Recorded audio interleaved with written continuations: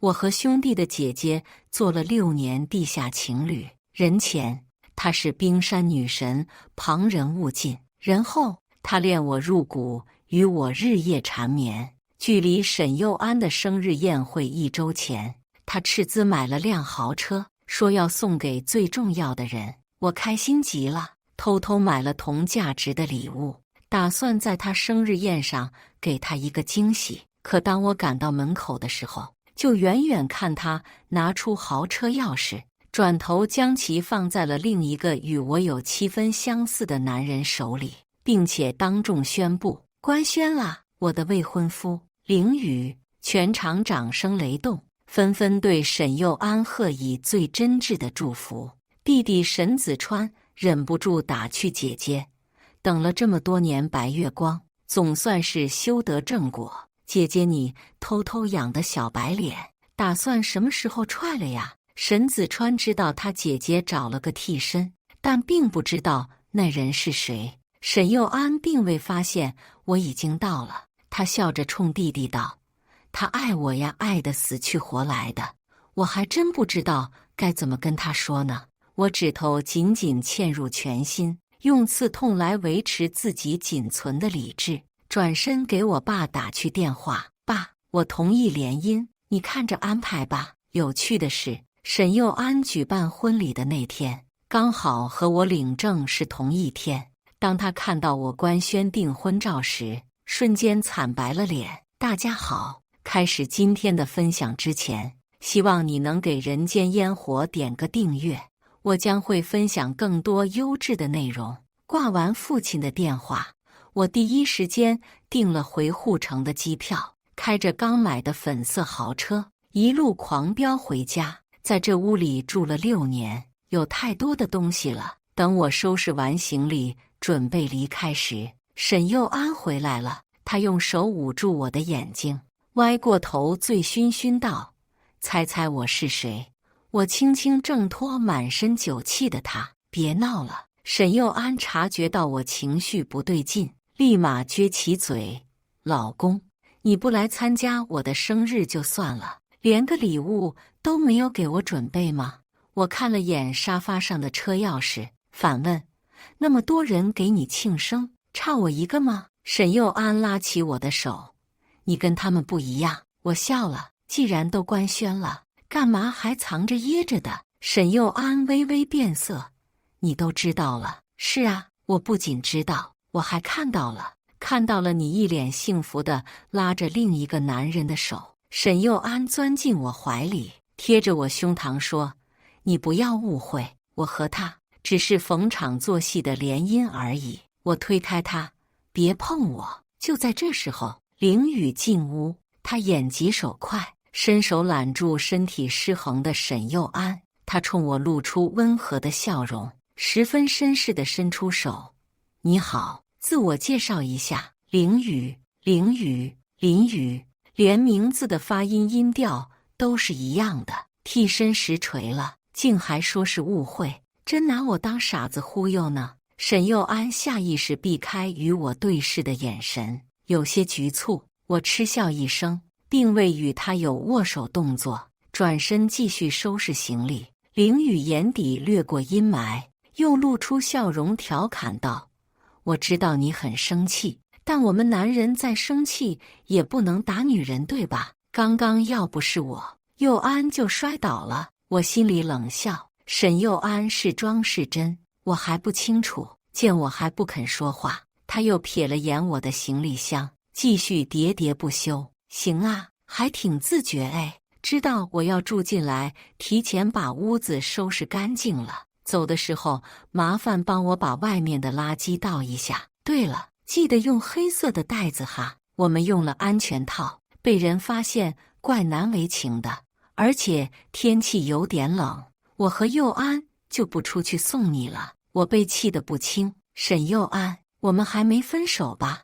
你就这么迫不及待把自己送给别人？沈幼安脸色难看。凌宇不开心了：怎么跟我女人说话的？你不是要走吗？现在赶紧滚！谁说我现在要走了？本来我是打算立即离开。凌宇这个人表里表气的。我偏不让他如愿，反正是明天早上的机票，今晚我有的是时间。林先生，这里是我家，要走也是你和沈佑安走，明白了吗？凌雨看向沈佑安，眼神询问。沈佑安低头解释，的确是我买的房子，但写了他的名。凌雨满不在乎地笑了，一个名字而已，随时可以变更回来的吗？只要购买记录在就行。林雨，你可以滚了。他没了开始时的虚伪客套，我忍不住笑了。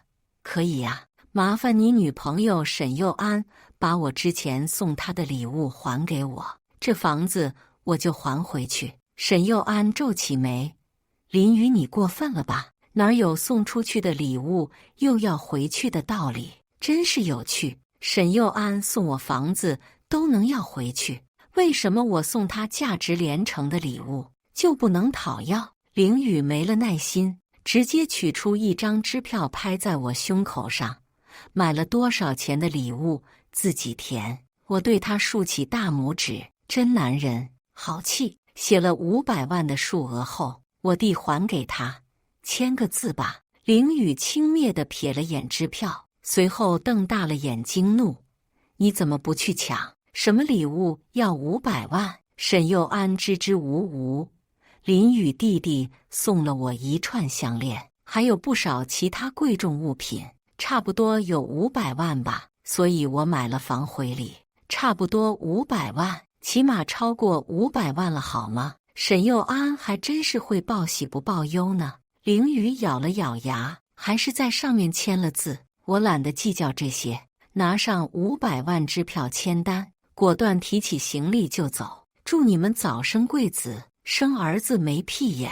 我没别人那么大方，被绿了还说祝福的话，也并不准备动用这笔钱，打算永久保留，时不时拿出来警醒下曾经的自己有多么可笑。我下楼后，沈佑安追出来，一把拉住我：别走，明天我和凌雨的订婚宴，你能来一趟吗？不去，我明早的机票。沈佑安咬牙：6年的感情，连这点要求都不能满足吗？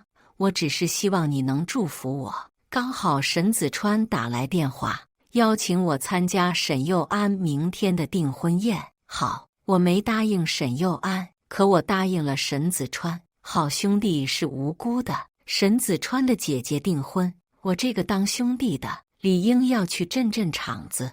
订婚宴12点开始，我提前半个小时赶到。沈子川一把搂着我脖子：好你个林雨，怎么这么晚才来？我姐的未婚夫你还没见过吧？猜猜他叫什么名字？包准惊掉你的下巴。我呵呵一笑，该不会跟我同名吧？沈子川一个机灵，看着我像一副见了鬼的样子。不是哥吗？这你都能猜对？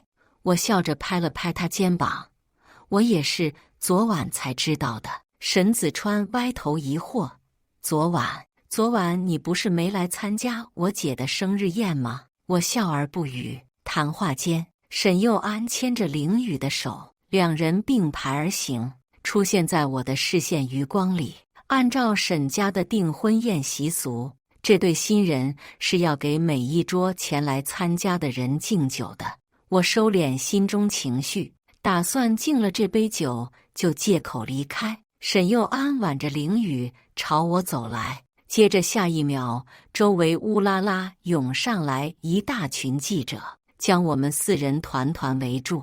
一个男记者恨不能直接将话筒戳进我嘴里：林先生，听说你一直用视频威胁沈家大小姐与您秘密保持男女关系，更是在昨晚得知她官宣后狮子大开口，找沈小姐张口要500万分手费。请问这件事是不是真的？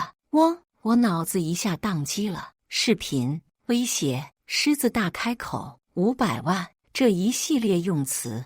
我疑惑地看向沈佑安和凌雨。沈佑安低下头不敢与我对视，倒是凌雨丝毫不慌地看着我，嘴角噙着笑意：敢做不敢当吗？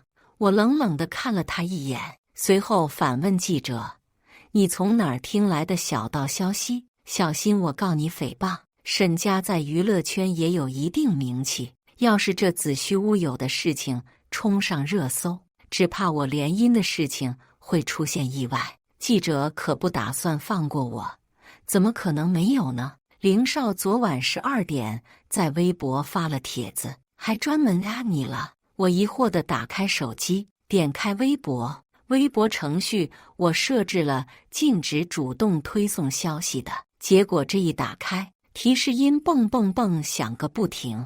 我一看未读消息999+，点开帖子，是一段昨晚被断章取义的偷拍视频。视频里的内容信息也简单，就是我找沈佑安要500万分手费，还有我推搡沈佑安的截取画面。沈子川立马靠过来，将记者阻拦在外：“你们一定是误会了，林宇是我兄弟，他绝对干不出这种事，而且我姐都还没说话呢，你们要是再乱传，我可就起诉报警了。”子川，沈佑安气得不轻，他一把将弟弟拉到身边，小声责备：“尽天乱，和你没关系，看着就好了。”沈子川看了我一眼，欲言又止之后，彻底不说话了。显然，他应该也是知道一些什么。我理解他的难处，毕竟一边是姐姐，一边是兄弟。凌宇在帖子上把我骂得很难听，说我就是个畜生，利用沈家二少的关系靠近沈佑安，对他进行一系列的威胁。我不明白的是，凌宇做这些对他有什么好处？沈佑安同意这样做，理由呢？拿自己的名声博取流量。沈家不是名门望族，可也算个小财团，不应该的。凌宇凑过来，用仅有2个人能听见的声音对我道：“沈家这几年做垮了是中标项目，负面影响非常大，搞不好会破产呢。所以为了掩盖真相，只能用更炸裂的新闻来掩盖喽。其实这6年，我一直陪在沈佑安身边呢，只是你太笨，没发现而已。”我不可置信地瞪大眼，原来如此。沈佑安你……沈佑安叹了口气：“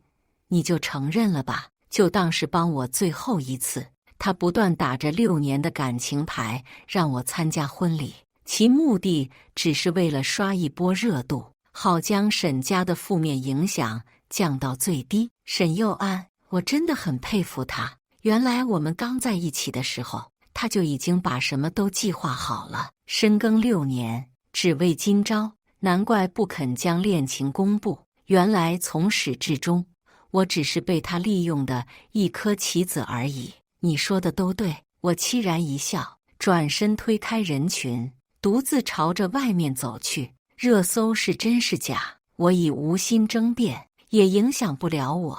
现在只想快点离开这里。机场检票时，沈佑安给我发来短信：“热搜的事情你不要辟谣，我和凌宇只是逢场作戏而已。你这么意气用事，太让我心寒了。找个时间亲自去给凌宇道个歉，我就原谅你，并且关系还能像以前一样。好一个意气用事，好一个逢场作戏。尊敬的林先生，飞机即将起飞，请关闭。”空姐微笑着对我提示，我点了点头，快速回了个滚后，直接将沈佑安所有方式拉黑删除。共享的感情，我无福消受。半个月后，沈佑安和凌宇举办了一场盛世婚礼。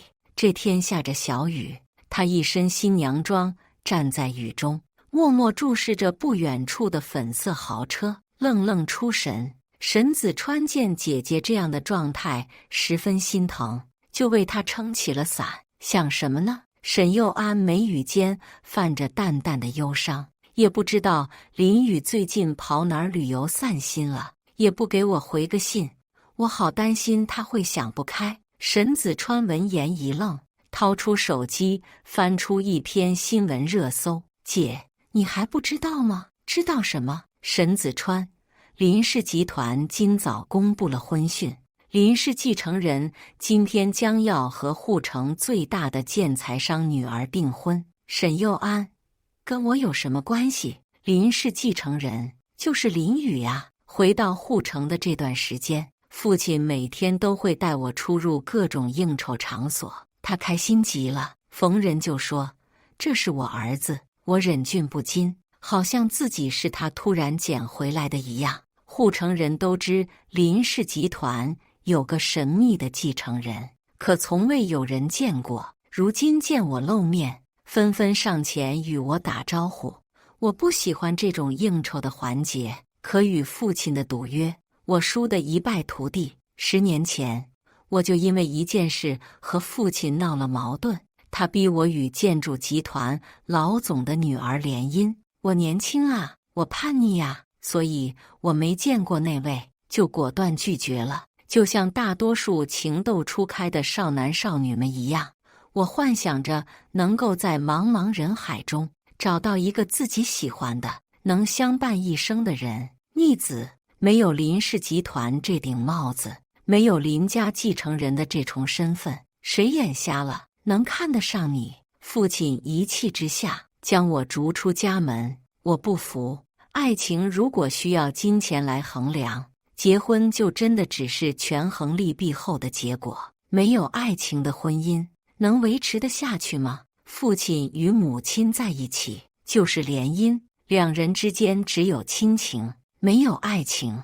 在他们相敬如宾的日子里，在母亲意外去世，父亲为了工作没有见到病房里母亲最后一眼的时候，我就暗自下定决心，这辈子绝对不要联姻，一心只想找一个知冷知热的伴侣。沈子川不认识我，但我认识沈子川，利用他在本地的人脉和关系，我从身无分文，靠着他的资源和自己的能力，创办了属于自己的传媒公司。虽然和老牌公司无法比肩，但也足够养活自己。儿子，看到那位了吗？父亲的声音将我从回忆中拉回。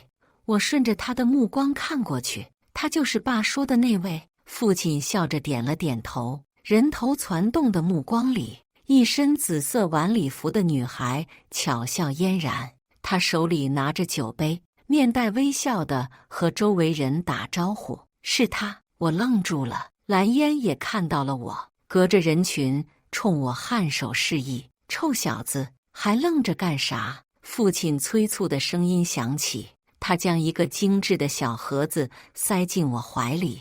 这是我们林家的信物，交给他，如果他接受了，咱两家就可以联姻。我微微挑眉，不接受呢？父亲瞪了我一眼。林氏集团没有你想象中那么风平浪静，都是生意人。父亲暗示让我明白，林氏需要他背后的资源。我终究还是活成了自己曾经最讨厌的样子罢了。深深地吸了一口气后，我将木盒揣进兜走了过去。好久不见，好久不见。蓝烟是我高中同学，以前她脸胖腰圆，座位都塞不下的那种，没想到瘦下来这么好看，身材匀称，皮肤细腻，果真是女大18变啊。东西呢？他问我。什么东西？我一怔，他抿起嘴，将我藏在背后的木盒抢到手里，嗔道：自然是林家媳妇的专属项链了。蓝烟的父亲走了过来，上下打量着我，那眼神恨不能将我吃了，就好像我抢走了他什么宝贝一样。你就是林家那个臭小子，看着也就一般般啊。我尴尬一笑，有些局促，不知如何接话。父亲也走过来暖场子，冲他哈哈大笑。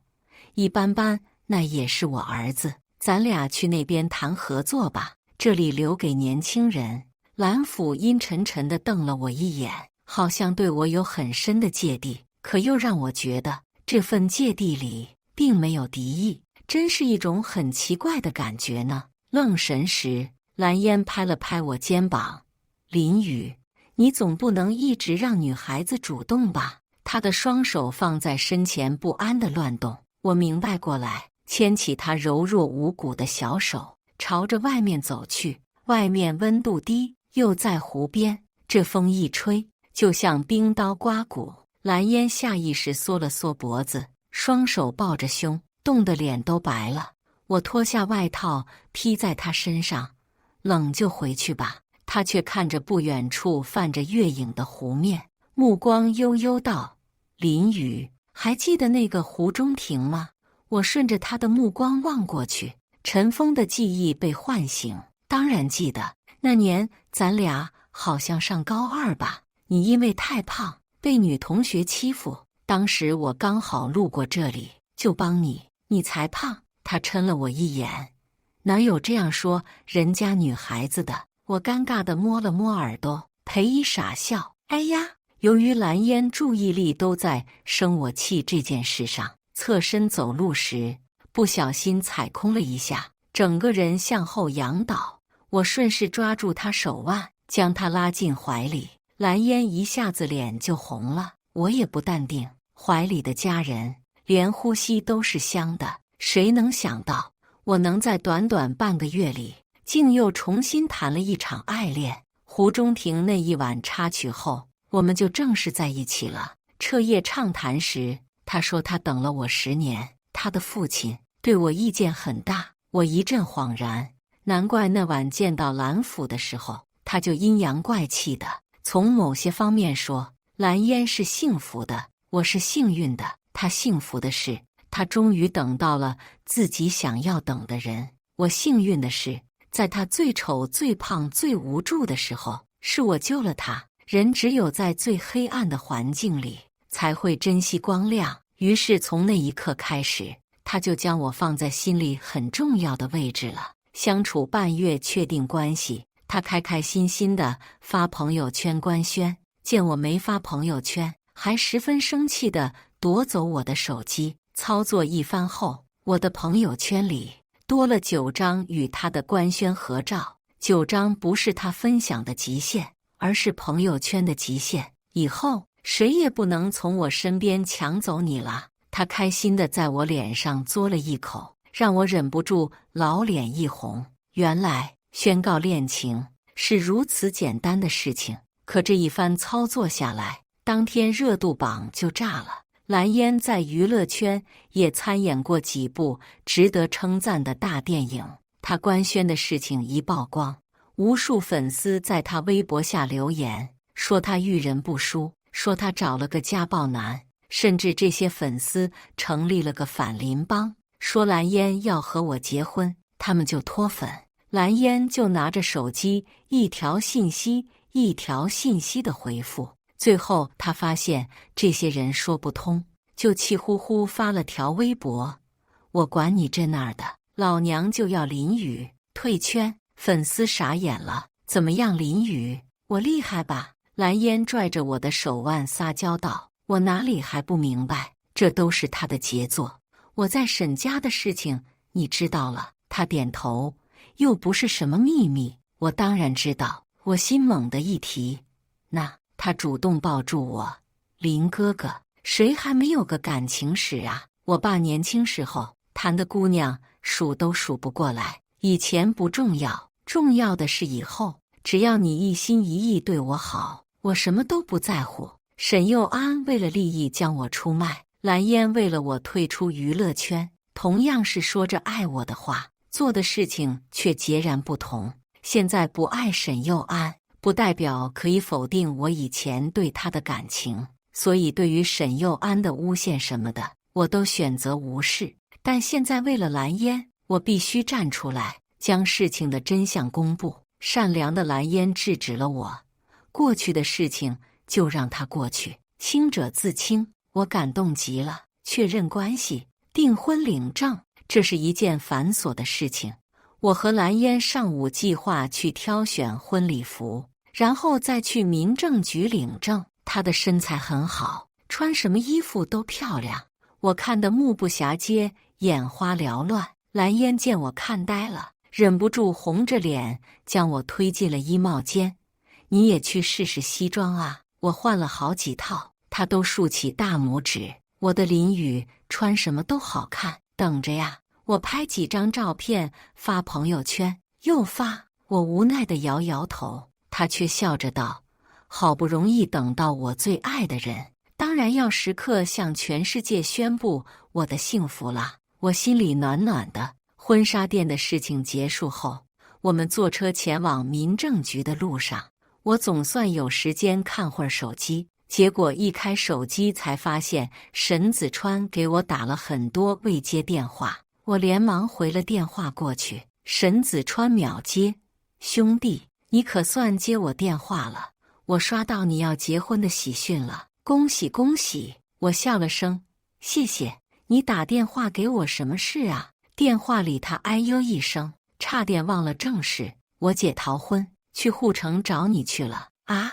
我微微张嘴，有些惊讶。沈佑安来找我了。愣神时，司机突然踩了个急刹，我一不留神，脑袋撞在前车座上，却感觉额头一暖，看向小手的主人，除了蓝烟还有谁？他抿唇冲我一笑：“看你笨的。”我愣了神，他好爱我。司机忍不住回头跟我们吐槽：“有个傻逼车主逆行堵我们。”我下去看看，他开门下了车，逆行的车主从车上下来，越过想骂人的司机，直奔我们车后座。咔嚓，车门被打开，满眼血丝的沈佑安将我拉下车：“林雨，你不可以和他结婚。”蓝烟跟上来皱起眉：“你就是那个姓沈的？”沈佑安上下打量蓝烟，看着比自己年轻漂亮的女孩，他眼底闪过一丝嫉妒，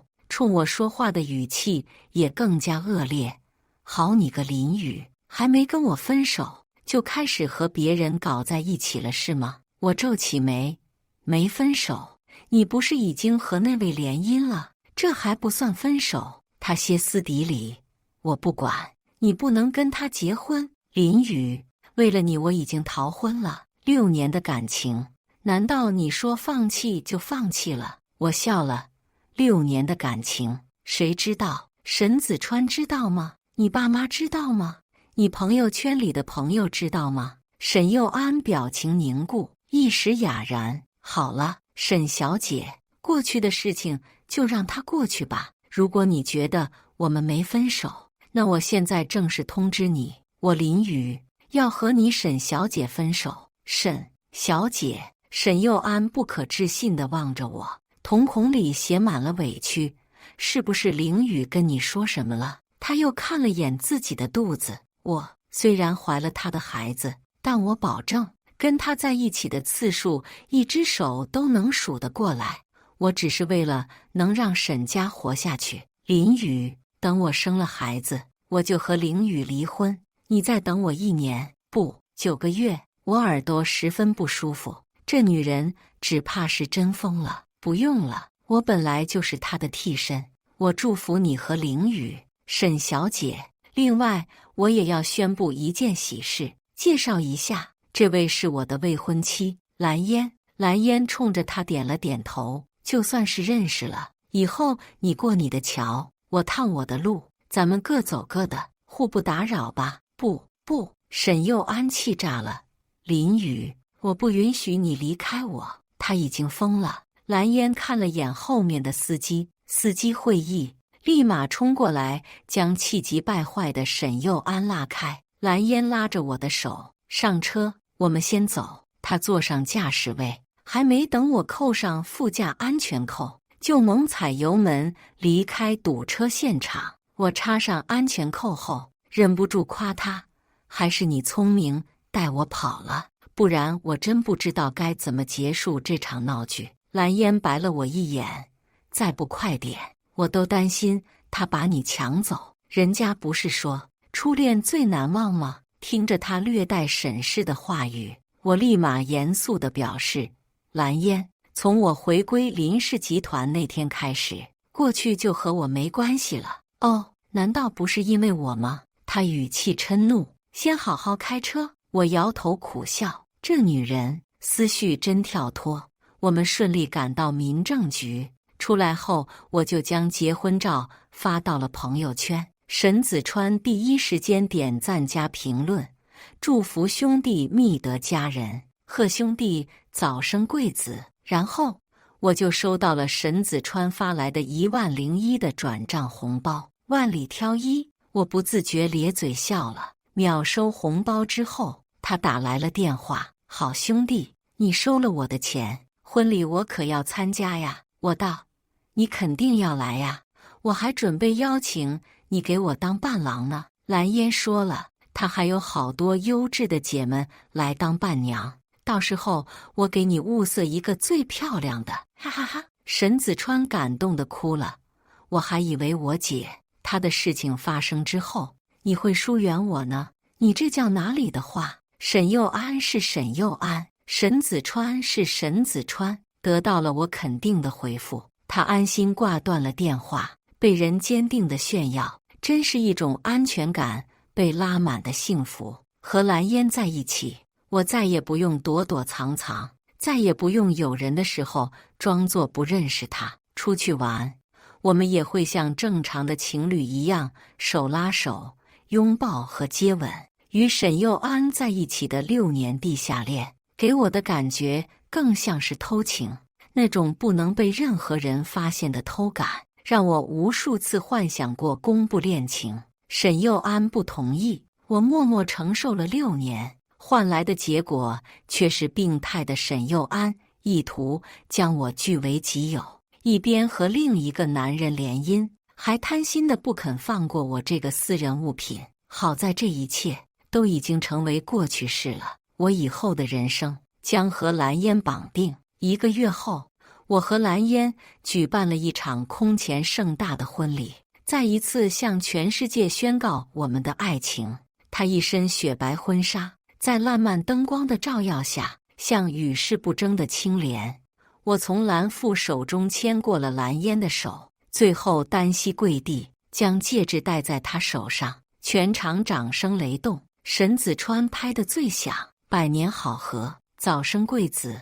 我忍不住翻他白眼，心里腹诽：让你多读书，你偏要泡妞，现在连个祝福的话都说不出2句来。1墙之隔的外面，经过专业训练的保安将想要过来闹事的凌雨拦在门外。婚礼结束后，我冲沈子川感谢：多谢兄弟提醒，不然今天这场婚礼还真被凌雨那厮给破坏了。沈子川白了我一眼，结了婚就是不一样，这厮那厮。我气得轻轻打了他一下。蓝烟也走过来，主动和沈子川说话：沈家的事情我听说了，看在你和我老公关系这么好的份儿上，我让我爸给你们个新项目，帮沈家渡过难关。沈子川一愣，惊喜溢于言表，他羡慕地对我说：哇塞，狗林雨，你到底找了个什么样的神仙老婆呀？世人都说一人得道，鸡犬升天，我今天算是真真切切感受到了，哈哈。蓝烟白了他一眼，说什么呢？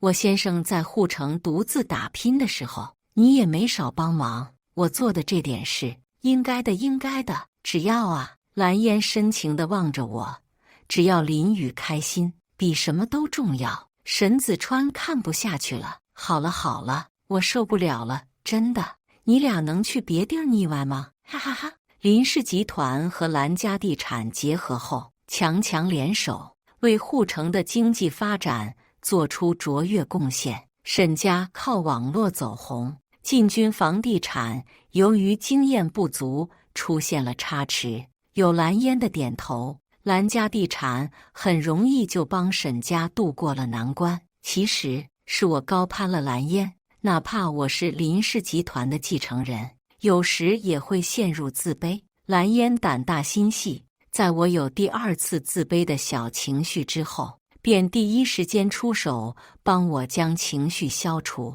我们之间唯一的隔阂算是彻底没有了。第2年，蓝烟给我生了对龙凤胎，男孩像我，女孩像他，我开心坏了。女儿叫蓝善美，至于儿子就叫林烟生。蓝烟郁闷坏了，儿子起的什么名？太随意了。我抱着女儿说，儿子有什么好的，不如女儿乖巧懂事。我希望女儿跟妈妈一样善良美丽，那我希望儿子将来跟他爸爸一样阳光帅气，有男人味。我们彼此相视，会心一笑。后来我听说沈子川继承了沈家，他的姐姐沈幼安却坐了牢。关于沈幼安，沈幼安在我和蓝烟领证那天，为了挽回我，的确和凌雨提出了离婚。他家里人都不同意，派人逼着他与凌雨完成了婚礼仪式。婚后，凌雨将他禁锢在家里，沈幼安气疯了，就想要逃跑。凌雨的家族正在转型，需要沈家的建筑行业资源，当然不可能让他跑了。沈幼安逃了一次失败后，凌雨暴露了喜欢家暴的本性，将他暴揍一顿后，让人拴在床上，吃喝拉撒，专门派了保姆照顾。他的肚子一天天变大，怀胎10月后生下了一个男宝宝。凌雨很开心，有了这个孩子，沈家和凌家就彻底绑定在了一起。那时候，蓝烟刚好给了沈子川资源，加上沈家因为沈幼安的幼稚行为对其失望透顶，于是就让沈子川做了继承人。凌雨很愤怒，自己准备了几年的努力全部付之东流，他便将这份怒气全部都撒在沈幼安身上。有趣的是，沈幼安生了孩子之后，好像是认命了一般，哪怕凌雨对他拳打脚踢，哪怕凌雨对他施以暴行，他为了孩子都忍了。可让沈幼安没有想到的是，他接受了凌雨，凌雨却不再接受他了，开始在外面乱搞，不仅公然将小三带回家睡沈幼安的床，还纵容小三对沈幼安冷嘲热讽。沈幼安忍无可忍，将小三打跑后，晚上偷偷拿着剪刀剪掉了凌雨的传家宝，还疯癫癫地笑喊：现在你只能有一个儿子了，我看你还真不珍惜我。暴怒的凌雨出院归来，将他打进了医院，还把自己1岁亲儿子闷死在卫生间里。沈幼安得知这一消息，彻底失去了理智，哪怕弟弟沈子川劝他可以离婚，可以重新找一个，沈幼安依旧没听。又一个平常的夜晚，凌雨打完沈幼安后累得睡着了，沈幼安拖着受伤的身子上楼，将提前准备好的柴油倒得满屋子都是，最后反锁屋门窗户，放了一把火，活活烧死了凌雨。沈子川告诉我，那场火整整燃烧了1夜，凌雨被烧成了灰，什么都没剩下。沈幼安就坐在火焰前的水泥地上，怀里抱着早就失去生机的孩子，愣愣地看着消防员拼命救火。警察接到报案，赶到现场，将他抓走调查。案情在当地掀起了轩然大波，无数媒体为了争那第一手消息，挤破了沈凌两家的门楣。后来警方发出通告，阐明了案情经过。凌雨溺死了亲儿子，沈幼安为了报复，一把火烧死了凌雨。这个时候的沈幼安已经精神不正常了。出于人道主义，法院最后从轻判刑，将他关进了精神病院专属牢房。按道理说，沈幼安应该是死刑，杀人偿命嘛。不过凌家松了口，沈子川为了让姐姐活着，拼了命忙前忙后的走关系。这段时间里，这位曾经只知道喝酒泡妞的纨绔子弟，逐渐蜕变成了能够独当一面的男子汉。他分了资源给凌家，凌家出了一封谅解书，保住沈幼安命的同时，也分流了资源。我有问过沈子川后不后悔把蓝烟给他的资源分给凌家，沈子川苦笑着摇头，反问我还有别的选择吗？我沉默了。或许沈幼安性格执拗偏执且疯狂，为了达到一己私利，会把家族的生死置之度外，更让沈家对他寒透了心。可再怎么说，沈幼安也是沈子川的亲姐姐，打断骨头连着筋。听到这些消息的时候，我的心情其实很沉重，不明白自己曾经爱过的女人为何变成了如今的样子。还是蓝烟一句话点醒了我，有什么好奇怪的？如果她不这么疯狂，又怎么会一边跟你维持6年地下情，还一边去勾引凌雨？我笑嘻嘻搂住她，将脑袋埋进她胸口。老婆说的都对，以后我都听老婆的。以上就是今天分享的故事，大家有什么想说的、想吐槽的，欢迎在下方评论交流。也更希望能给人间烟火点个订阅，我将会分享更多优质的故事内容。